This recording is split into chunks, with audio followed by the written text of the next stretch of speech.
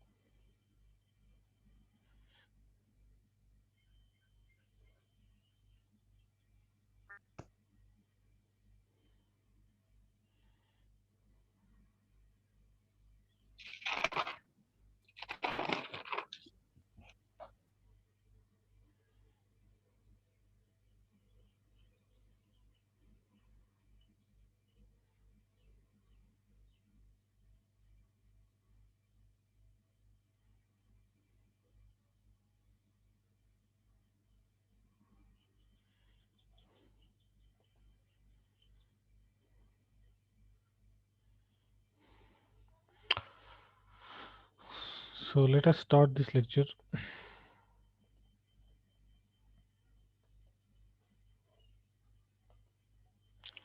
So in the last class, we discussed sub-modules and quotient modules, and we also proved this theorem, fundamental theorem or first isomorphism theorem for modules. Now we shall also discuss some basic results on modules in this lecture as well.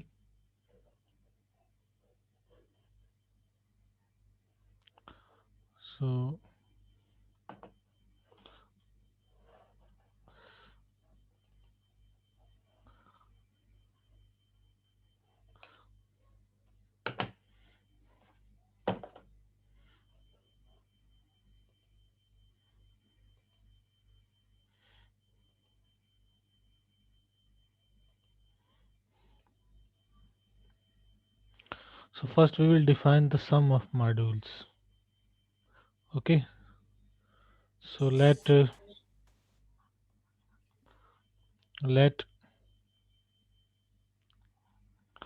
mi such that I in I be a family of submodules of M, be a family of submodules of M.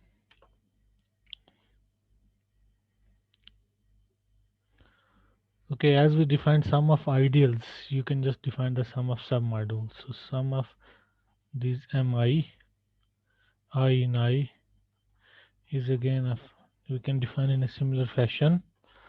It consists of summation xi, I in I, such that xi belongs to mi for all I, and only finitely many xi are non-zero, and only finitely many xi are non-zero. Okay, then it is easy to check that, we can easily check that it is easy to check that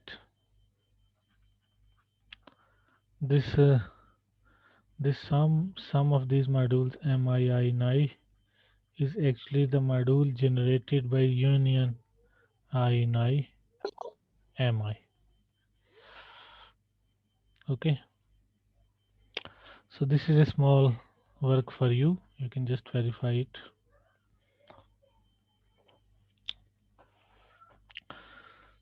Now we have seen the first isomorphism theorem for modules. Now we will discuss the other isomorphism theorems, namely you can call second and third isomorphism theorems. So isomorphism theorems. Okay. So if if L contained in M contained in N, this is a chain of A submodules, is a chain of A submodules,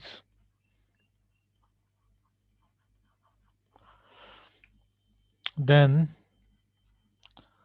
the theorem says that this L by N quotient, whole quotient M by N.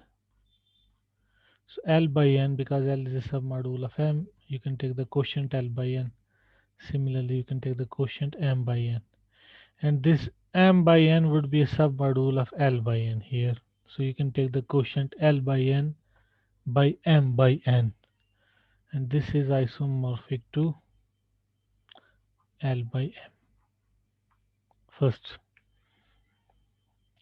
Secondly, if M1, if M1, M2 are A submodules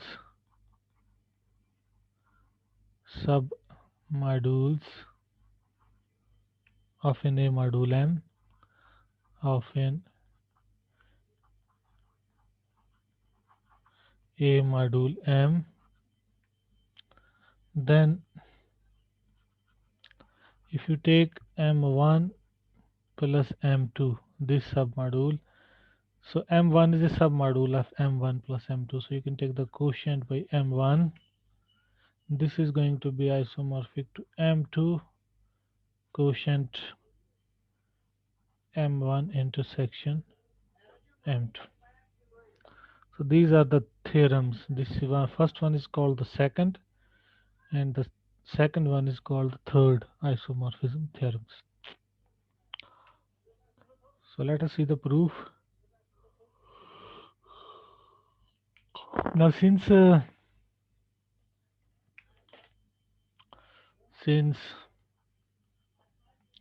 L is a submodule of M and M is a submodule of N, so we can form the quotients.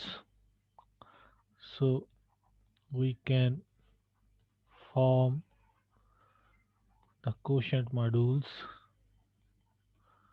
So we can form the quotients L by N and M by N. And moreover, and note that this M by N is a submodules is a submodule of this is a submodule of L by N. L by N. So you can talk of the quotient L by N by M by N. So we can form quotient L by N by M by N. Okay, now we have to show that this is an isomorphism between this and L by M. Now consider the natural map. Consider the natural surjective map phi from L to L by M. Okay, now because this N is a submodule of M and M is same as kernel of phi, So if we remember what we discussed in the last theorem, in the last lecture, we can get, so we get an induced surjective morphism. We can get induced surjective morphism phi bar from L over n to m over n. And what is the kernel of this morphism? Kernel of this morphism is m by n, whose kernel is whose kernel is m by n. So by fundamental theorem of, or you can say by first isomorphism theorem, by first isomorphism theorem,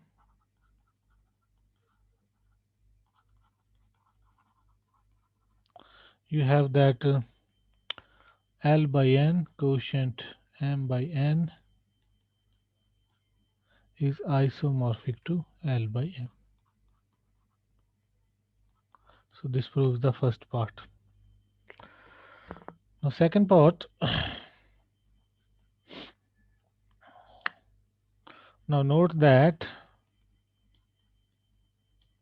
this m1 plus m2 is a submodule of m containing both m1 and m2. In fact, it is the smallest submodule containing m1 and m2. Now define a mapping theta from m2 to the quotient m1 plus m2 by m1, because m1 is a submodule, so you can form the quotient. So define this theta by theta of x equal to x plus m1, okay, where x belongs to m2, where x belongs to m2. Now this theta is easily seen to be a surjective module homomorphism. Theta is a surjective module homomorphism.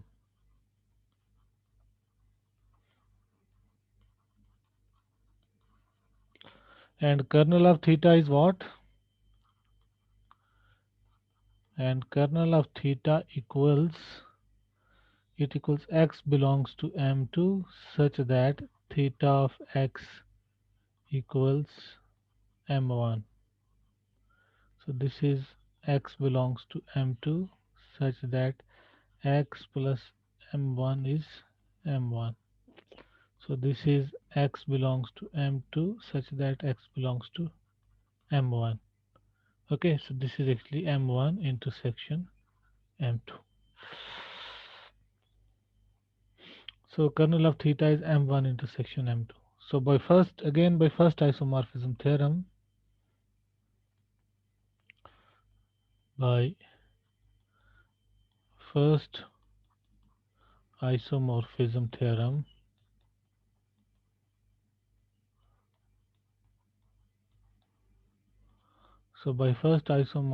theorem, this m1 plus m2 by m1 is isomorphic to m2 over kernel of theta, which is m1 intersection m2.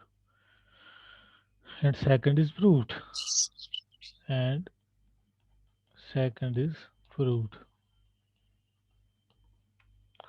So we have proven the first and second isomorphism. In fact, second and third isomorphism theorems for modules. Now we discuss some other things, important things. Now consider an ideal J. Let J ideal in A and M and A module, M and A module. Now you can define the product of an ideal and a module. Now define the product, define the product Jm again as the set of all finite linear combinations. So summation I running from 1 to n, ai xi, okay, where n is a positive integer, n is in n, ai belongs to j, xi belongs to m. So easy to check that this is a submodule of m, this jm. The product of an ideal and a module is a submodule. So easy to check that this jm is a submodule of jm is a submodule of m.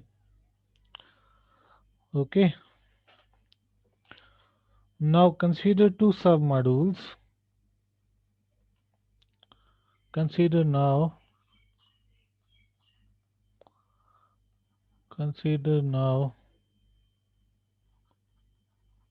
two submodules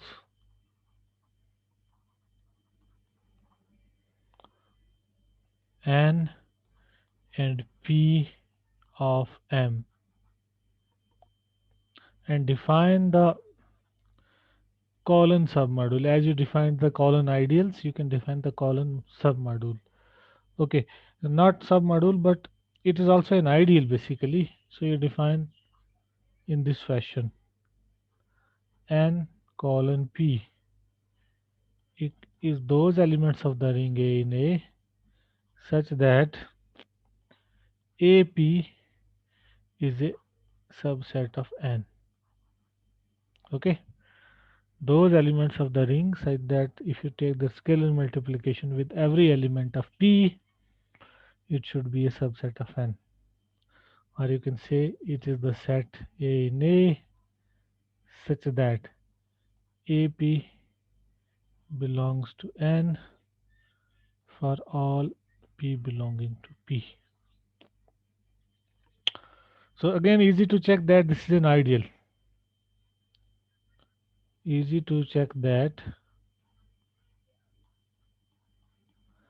the colon of two submodules is an ideal. This n colon p is an ideal in A. Okay. Now in particular, if you take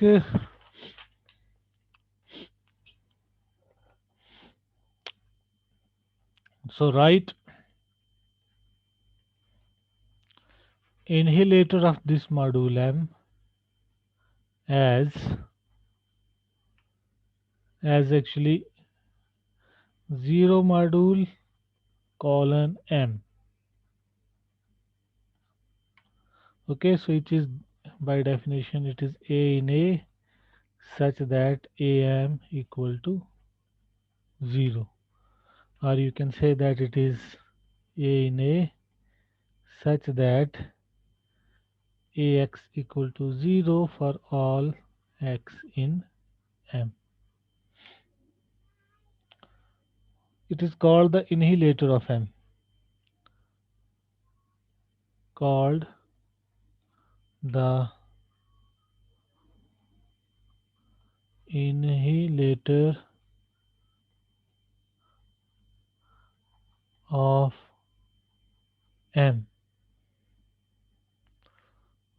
So thus annihilator is an ideal. Annihilator of a module is always an ideal. So thus annihilator of M is an ideal in A. Okay. Now another important thing.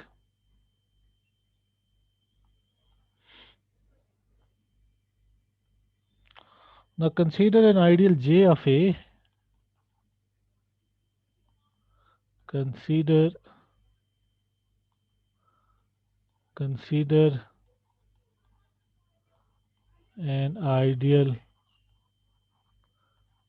J of A, because inhalator is an ideal, so we assume that such that this J is a subset, J is contained in inhalator of M. Now M is an A module. Now if you take an ideal which is contained in the inhalator, then we claim that this M becomes an A by J module. So we claim that this M becomes an A by J module. Means it becomes a module of the quotient ring A by J. Simply you have to define the scalar multiplication by defining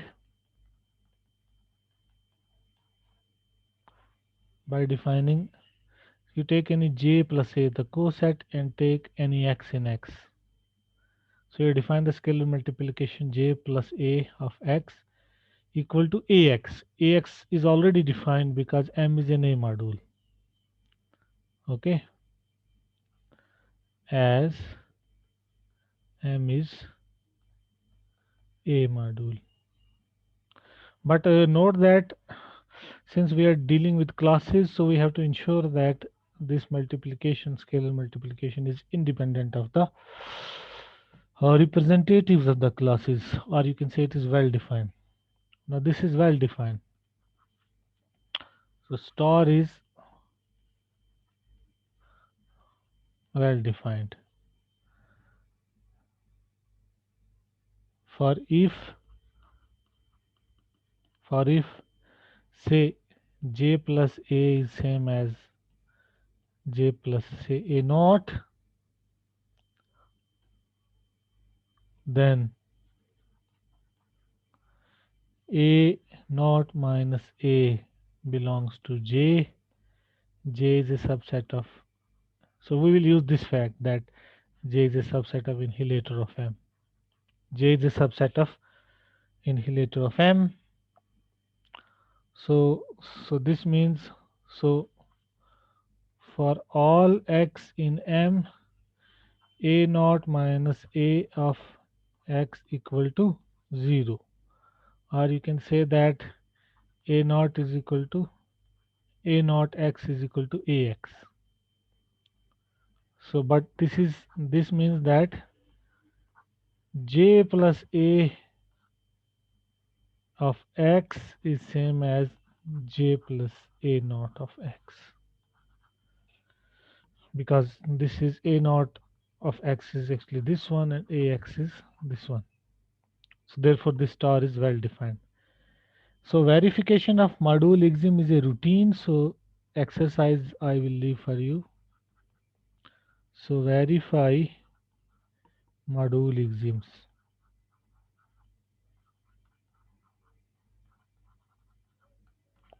Okay.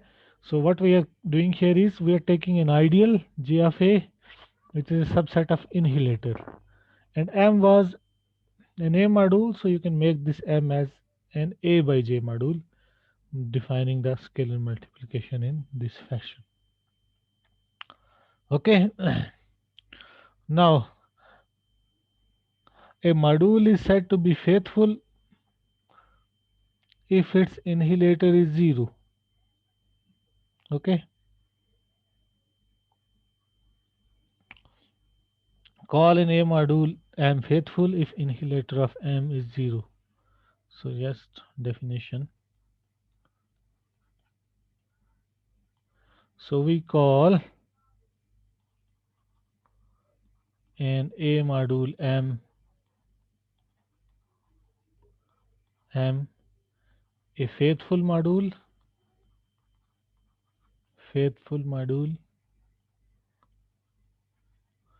if inhalator of M is trivial. Okay, so we have a small proposition, or you can say it is a fact. You can call it also remark.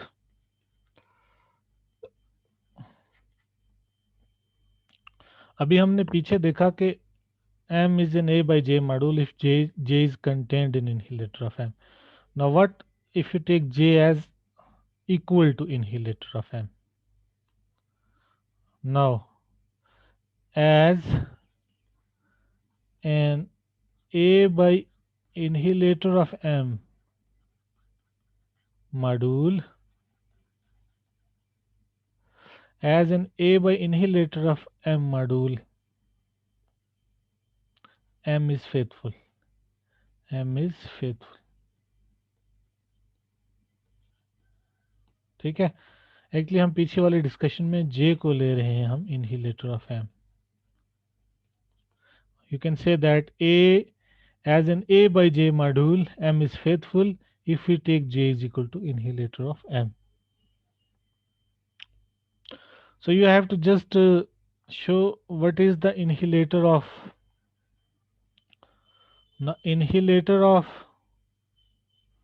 M as an A by inhalator of M module. Okay, so what is this then?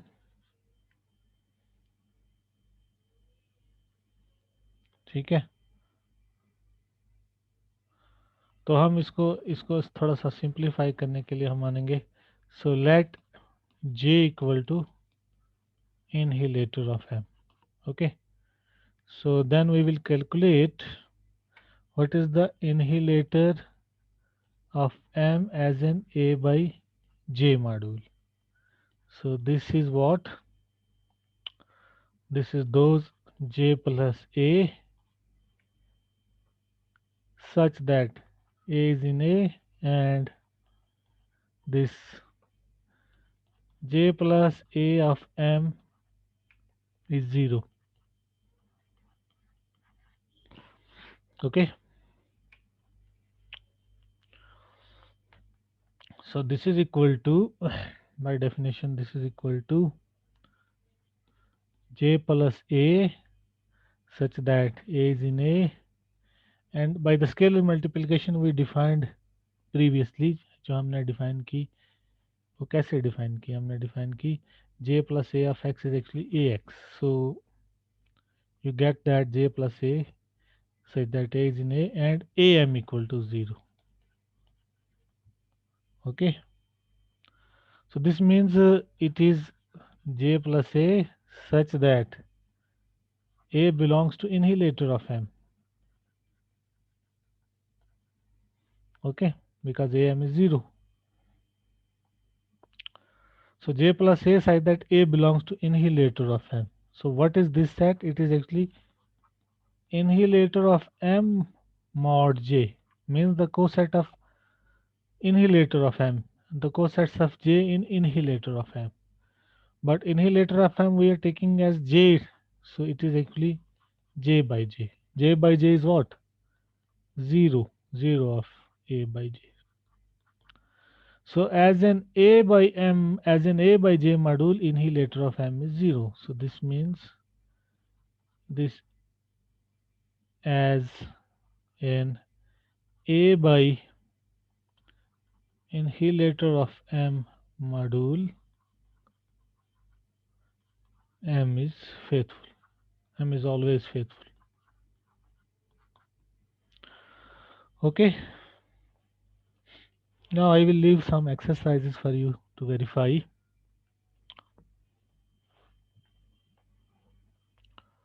So exercises.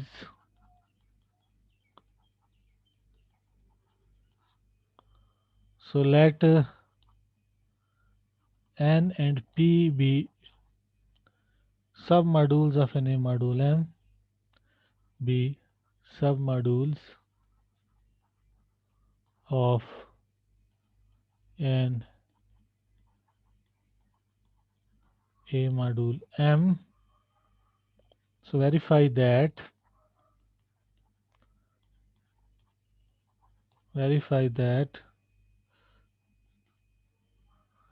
inhalator of n plus p, the sum of this is same as annihilator of n intersection annihilator of p. And secondly, n colon p is equal to annihilator of this n plus p mod n, where n plus p mod n is regarded as an a submodule of m by n, where n plus p by n is a submodule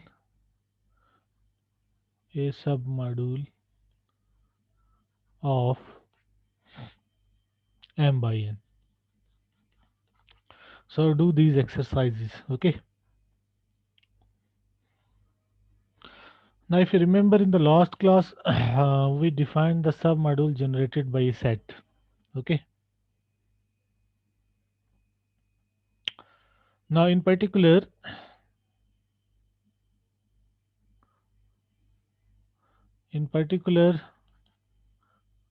if I take if x belongs to m, then write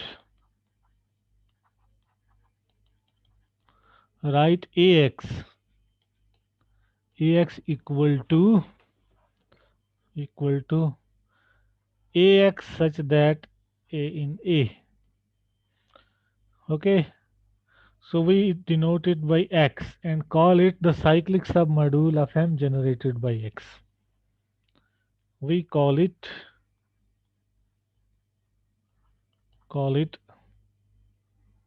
the cyclic submodule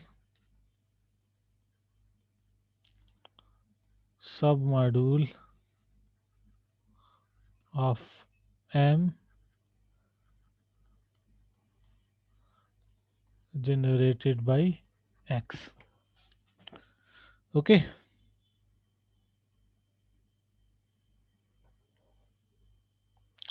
now we have already defined it. So we have defined it the submodule generated by a subset. So let us just give an alternate description for that. Now if x is a subset of m, then call x as a generating set for m, call x as a set of generators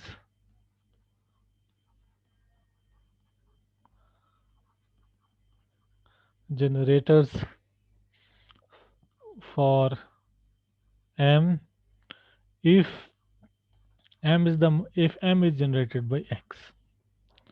Okay, but m is generated by x, and generated by x means it should have this union x in x ax. ठीक है ना, x के सारे elements से जो module जैसे इस type के साथ, बिकॉज x में कुछ मेंबर्स होंगे ना, अगर आपका x सेट है इसमें कुछ मेंबर्स होंगे x y so on so, तो हम क्या करेंगे, we will take the cyclic sub modules by module generated by x, we mean first we take this cyclic submodule generated by all the elements, and then take the submodule generated by their unions, and we know that the submodule generated by a union is actually the summation. Okay, so it is x in x ax. Okay, x in x ax means what, you have actually you have that every element of n can be expressed as a linear combination,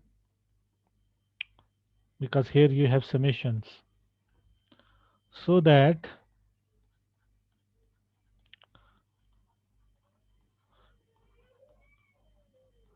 every element of m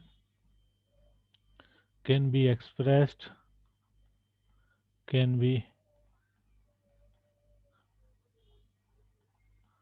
expressed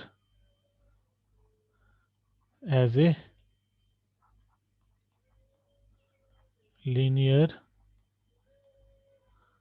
combination of this form: a1 x1 plus so on plus an xn. Okay, n greater than or equal to 1, ai belong to a, xi belong to x. Why the linear combinations are finite? Because we know that जो हमने अभी sum of sub modules define किया है, वहाँ हमने कहा है only finitely many elements are non-zero. यहाँ अगर आप देखेंगे only finitely many xi are non-zero. So therefore the linear combinations would be finite linear combinations. So they can't be infinite sums. So you will have this na sum module generated by x would be what? a1 x1 consisting of these sums plus so on plus an xn. अगर m generate हो रहा है x से तो इसका मतलब ये होगा a1 x1 plus so on this such that ai belonging to a, xi belonging to x. Okay, so now one important thing that differentiates modules from vector spaces is that the expressions of module elements. We know that in case of vector spaces, the linear combinations, if means there is a well-known result in the theory of vector spaces that if the generating set is a minimal generating set, then it is a basis. So the linear combinations are unique in that case, but that is not true for these modules. So you can write it as a remark.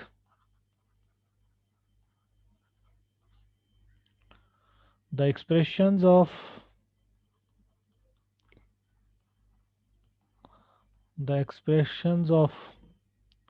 module elements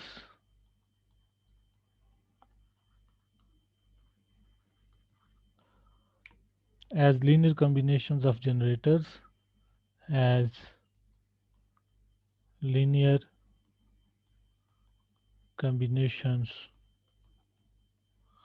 of generators is not unique, is not unique even when the generating set is minimal, even when the generating set even when the generating set is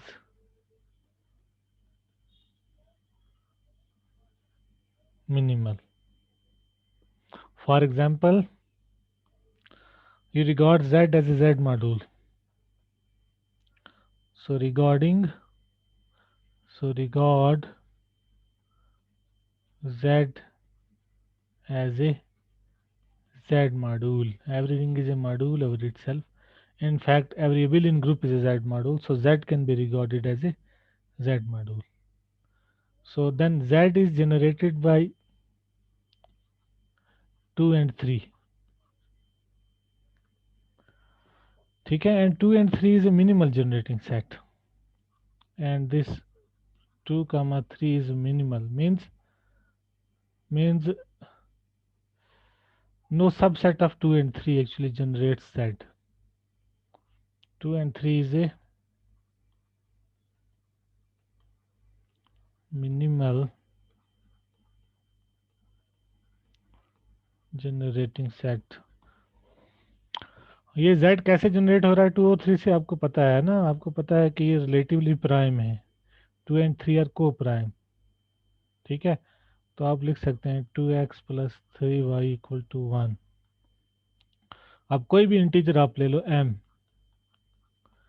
है ना, m equals m into 1, now which is m